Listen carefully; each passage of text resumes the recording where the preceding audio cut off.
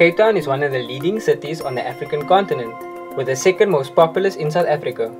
The city holds host to 3.7 million people, with a great electricity demand, with residential and commercial entities heavily relying on electricity from coal-fired power stations. South Africa has large coal reserves, thus making it favorable for the use of coal-fired power stations, but greenhouse gas emissions from coal plants contribute greatly towards global warming. Analysts believe that this holds issues that further transition is needed towards clean energy. Particularly coal has a lot of issues around carbon, and it has issues around SOx and NOx and particulates, which don't contribute to the environment, they take away from it. So I think there's a great future for renewable energy in Africa. After the infamous blackouts of 2008, the South African government and Eskom has promised research and development of clean energy, although modern-day challenges pose a great threat. In Africa, we are still faced with a dynamic that if I have R1 billion, like South Africa for example, do I spend it on the latest technology or building houses? Do I spend it on latest technology or upgrading schools? So this is a dynamic that don't exist in Europe or US. South Africa is a significant carbon emitter and has a role of setting an example amongst developing nations. Since signing the Kyoto Protocol, the South African Parliament tabled a white paper document pledging support for renewable energy. This document entails the diversification of energy. The movement towards a more advanced, efficient, affordable and innovative technologies that produces minimal greenhouse gas emissions. The Integrated Resource Plan provides the following objectives: increase of 4% of renewable energy supply to the national grid, financial incentives towards state-owned and private companies, the installation of 1 million solar water heaters. The plan also promotes independent power producers to provide clean energy and create a clean energy market. African Utility Week is an annual conference hosted by Eskom concerning energy matters around Africa. The conference also discusses the future of energy and showcases global methods and innovation towards clean energy. Cape Town was host to the 2014 edition of the conference at the Cape Town International Convention Centre. Investment and energy-specific companies such as Worley Parsons and Yingli Solar exhibited at the conference. These companies aim to take advantage of South Africa's white paper policy on commercial renewable energy.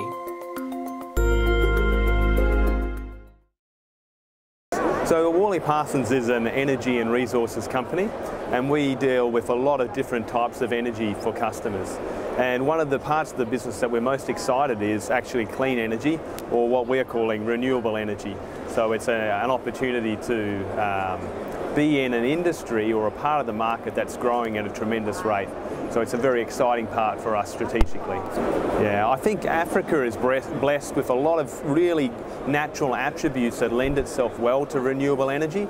The nature of your geography means there's a lot of opportunities for hydro, both large hydro but also smaller main hydro or run-of-river hydro as well.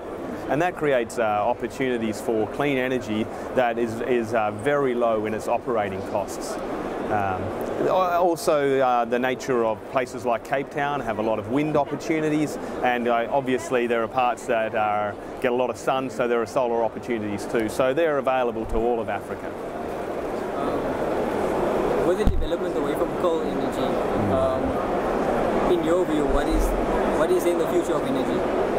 Well, I think the future for energy, I guess, at a global level is a big question. I mean, what is the future for Africa? I think the exciting thing about renewable energy in particular is that it's very scalable, and you can do it at a small scale. That means that you can actually get it into places much more quickly and get it accessible to people and projects and companies and development much sooner than you could with otherwise large conventional things. It's also an opportunity to be effectively providing clean energy, as you described it. With large areas of land along the borders of Cape Town would provide enough area potential towards implementing clean energy projects such as photovoltaics and wind power generation. New industry methods are now emerging into the clean energy market. My name is Justin Duvenage. We have a company called Clean Water Energy Africa, and we represent an American company that builds a system that cleans water and produces energy in one process. What it is it's a system that's been developed through private research in America, or private scientific research, that accepts water, contaminated water. It doesn't matter in what form the water has been contaminated, including salt water. The system goes through the water goes through a filtration system which cleans it, and also there is the part of the process is the water is broken down into its molecular form through using a plasma arc process or plasma arc system, and the water is then reconstituted, and part of that process is a gasification process which produces a syn fuel or a synthetic fuel, which is then liquefied, and that drives a turbine motor or engine, which in turn drives a generator which produces power. The clean water is pumped or comes out, and it can either be put into reservoirs or alternatively straight into a water supply line, a clean water supply line. Well, for Cape Town, certainly we understand that Cape Town have an issue with regards to clean water, supplying clean water to the community. So we could supply from 1 million litres per day up to 40 million litres per day per system, depending on the power that's required. The power that is produced on a 1 million litre per day throughput, water throughput system, we supply up between 1 and 3 megawatts of power. And on the big 40 million litre system, we can supply 280 megawatts of power. We can place the unit in any area or any community. What it's dependent on, obviously, is a constant supply of water, plus, of course, a substation that the power can be fed into for supply to the community. So that's really where the future of the system is. We see a great future for it. Such dual-purpose innovation methods such as clean water energy are important as it solves more than one issue. It is important towards all aspects of sustainable development, especially in informal areas such as Khayelitsha. While clean energy as a topic, as a theme, is quite broad, and to start off, let's start with a more generic answer to how does EPG approach any form of technology and transferring that into a solution, because that's really the space that we play in. So EPG's approach is to say, look, there are companies out there who are product specialists. So what we'll do is we'll partner with them, and then what we'll do is, with our local knowledge of Africa really, we'll say, look, this is the best way to onboard it. And we'll take technology and turn it into solutions by doing the following. We're saying, look, technology on its own is not a solution. It becomes an enabler. But a solution is technology plus resources that's properly skilled, plus processes that's in place that will assist these resources to operate the technology, and then facilities to actually assist with post-deployment operation support. Then you have a solution. So EPG plays in that whole sphere. So EPG will partner with the technology providers and then put the rest of the Lego blocks in place. So from a business perspective, there's definitely ample opportunities within the continent.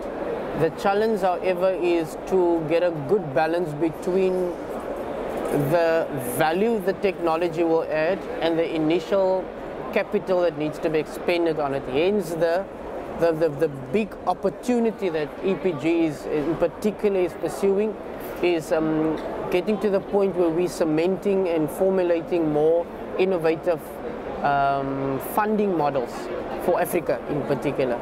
In terms of opportunity for skills development on the continent, it's vast, because one of the key things EPG is driving, for which I'm also directly responsible, is putting training initiatives together that will turn Africa into a continent that not only export minerals anymore, but highly skilled and niche trained individuals to the rest of the continent.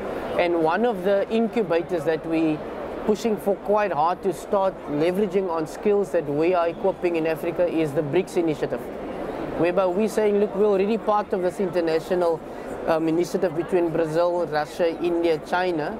So as South Africa, we're saying, guys, within the next 3 to 5 years, we're really pushing that about 60% of the staff that you use in projects might be coming from South Africa because they train within these niche environments. There is also clean energy mitigation methods aimed at higher electricity users. The Evolve project aims perfectly towards such markets. I represent Evolve, and Evolve is an energy efficiency company that's about helping our customers to evolve to a more sustainable lifestyle, sustainable in water usage, sustainable in electricity usage, and obviously cost saving for the customer. So Evolve is a smart monitoring and control system. It plugs into a home or into a business, and it measures consumption of your resources, of your electricity and of your water. It'll show you as a customer the devices that are driving your consumption. So what appliances in your home are contributing towards your electricity bill, for example. And then the control element is it also gives you access to controlling those devices. For example, we have here a geyser that's connected. Geyser is usually the most energy consuming device in the house, on average contributing 40% of the average home's bill. And what the device does is it plugs into your geyser and it lets you measure the temperature of your geyser, the pressure of your geyser, as well as set your timer, set your thermostat remotely. If you've gone away on holiday, you can log in through your phone or through your iPad and switch it off. So it gives you a remote access to the devices in your house that are most contributing towards your electricity usage. It's really about giving you the power, the information to become more efficient. So because you know what your usage is, you can make the best decision as to what technology will help you save money. So Evolve is how do you evolve towards a more sustainable, efficient and lower cost lifestyle. We aim to help our customers to become more efficient. Why do they want to become more efficient? Well, it's cost saving is the driving purpose for most people. Cost pressure, inflation, electricity price increases. So a lot of houses want to save more and more money. Evolve helps them do that, but there's a strong environmental positive that comes with that. By saving electricity, you're also saving the environment. You're reducing your carbon footprint. So there's a sustainability element, a going green benefit to it, and it's great to have that coupled with saving money and benefiting the environment. So we aim to help our customers in that journey every step of the way. So basically, it's a win-win situation. It's a win-win-win because it also stops the lights from going off and the load shedding from happening. Great innovations and initiatives are available for use in Cape Town, with the potential of providing clean renewable energy, thus allowing the city to be energy independent from coal-fired power stations, as well as a city that is fully energy independent.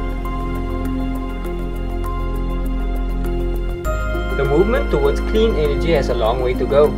The lack of high capital investment and the unpredictability of renewable energy make it difficult to implement projects. Although there is great initiatives for clean energy, there is still a long drive towards tapping the clean energy potential in Cape Town.